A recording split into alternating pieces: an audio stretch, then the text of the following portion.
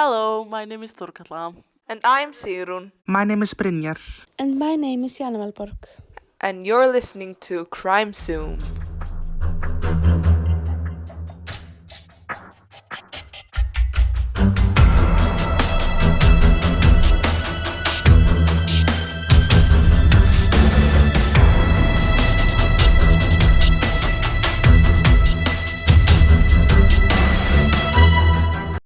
In this episode, we're going to talk about the mysterious murder of Elizabeth Short that took place in 1947. She is known by the name the Black Dahlia. The newspaper gave her that nickname because of a film which was a murder mystery called The Blue Dahlia. It was released 9 months prior. But who was this girl?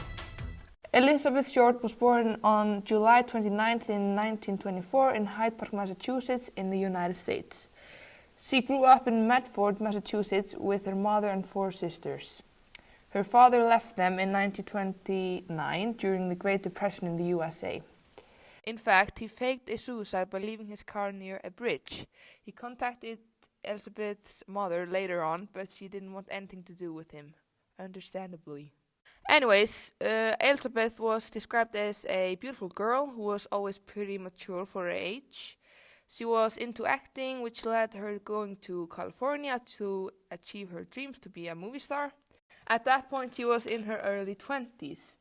Not long after she moved in, about a half year later, her father kicked her out because of bad manners and dating habits. She was emotionally unstable and was working various jobs to be able to live in California. While she was in Hollywood, she continued dating men and fell in love a couple of times. In early 1947, she became interested with a married guy named Robert Red Manley. They claimed that they never slept together, but that's beside the point. He was actually the last person who saw her alive, beside the hotel staff at the hotel where Manley dropped her off, January 9th. She was last seen alive making phone calls to her sister in the lobby of the Baltimore Hotel in Hollywood. Elizabeth was missing for 6 days until her body was found on the 15th of January 1947 in an empty lot. Elizabeth Short was finally found. She got killed only 22 years old. Now I'm going to talk about the crime scene, but on January 15th in 1947, Betty Brynjar, a local housewife, left her home. She was headed for a shoe repair shop and took her 3-year-old daughter with her. While Betty walked along the sidewalk, she noticed something white among the wets. She did not think much of it at first. As she glanced at the object, she thought someone had thrown away a storm mannequin.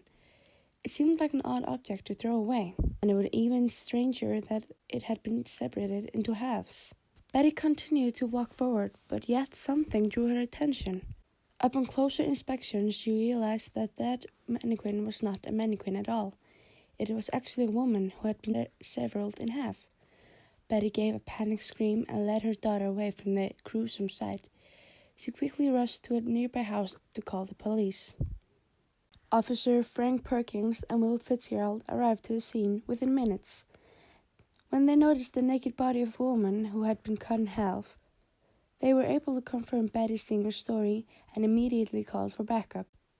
The Los Angeles Police Department noted that the woman's body seemed to have been posed. The woman was lying on her back with her arm raised over her shoulders, and her legs were spread into a twisted display of seductiveness. There were cuts and abrasions across her body, and her mouth had been sliced to extend her smile from ear to ear. Investigators believed that she had been tied down and tortured for several days due to the rope marks on her wrists, ankles, and neck.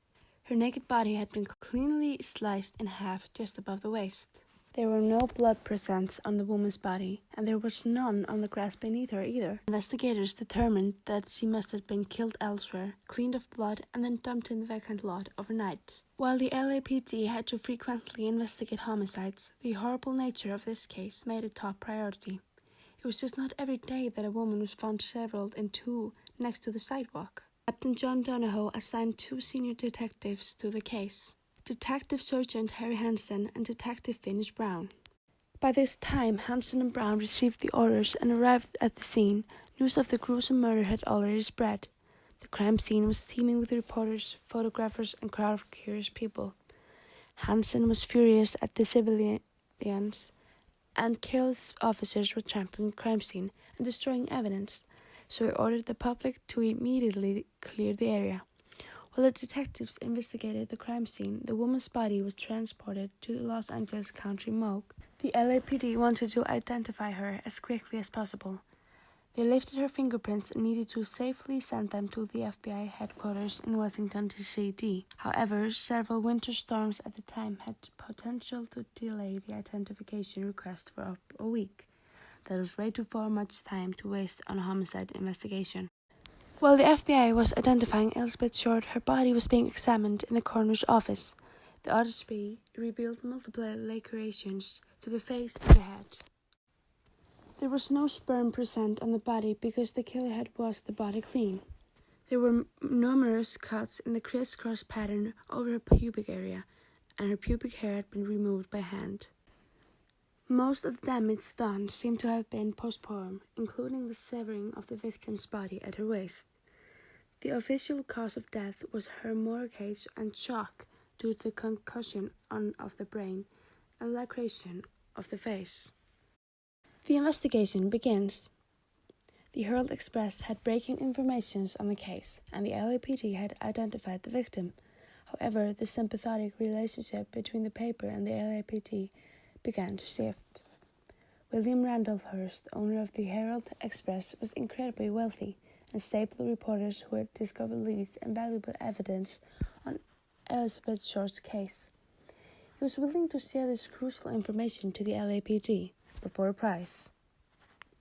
Hearst proposed that the Herald Express would continue to investigate clues and would be granted exclusives uncovered, and the LAPD would have to assess all the information to the reporters.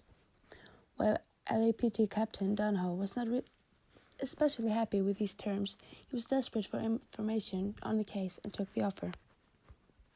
Wayne Sutton, a Herald Express rewriter man, was assigned to locate Elizabeth Short's mother, Phoebe Short. Sutton quickly found Phoebe and was instructed to give her news of her daughter's death. However, Sutton knew he needed to obtain information about Elizabeth Short first. Her mother would likely be too shaken up to tell him information on Elizabeth if he had accidentally broken the horrible news to her.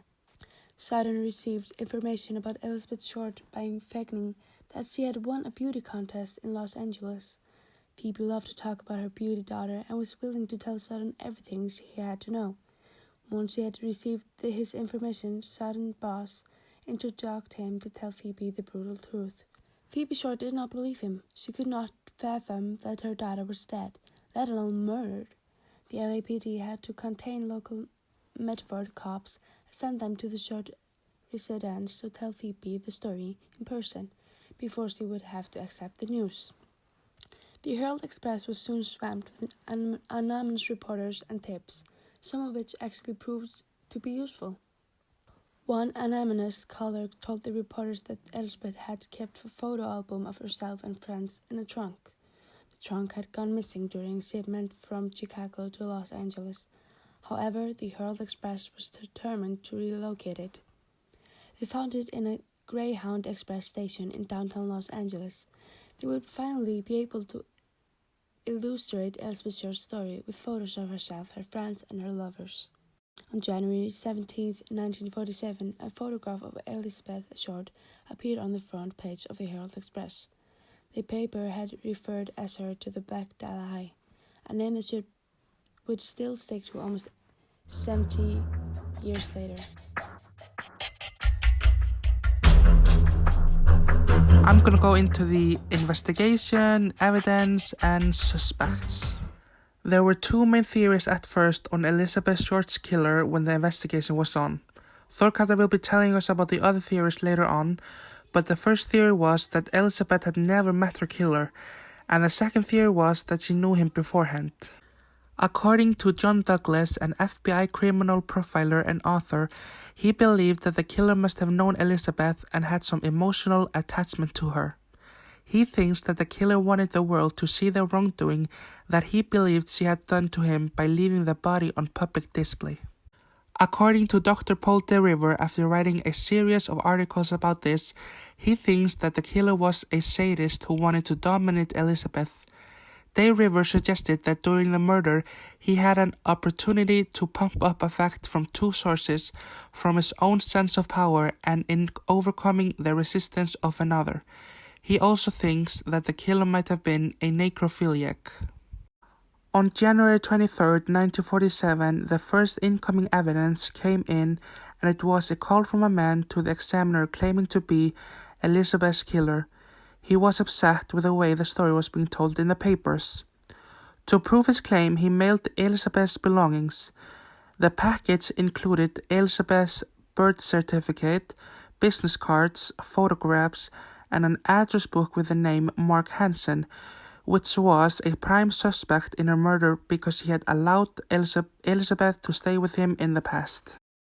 Same day, Elizabeth's handbag and shoe were found in a trash can.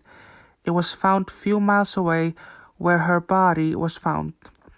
It was identified by Robert M. Redmanley until LAPD no longer saw him as a suspect.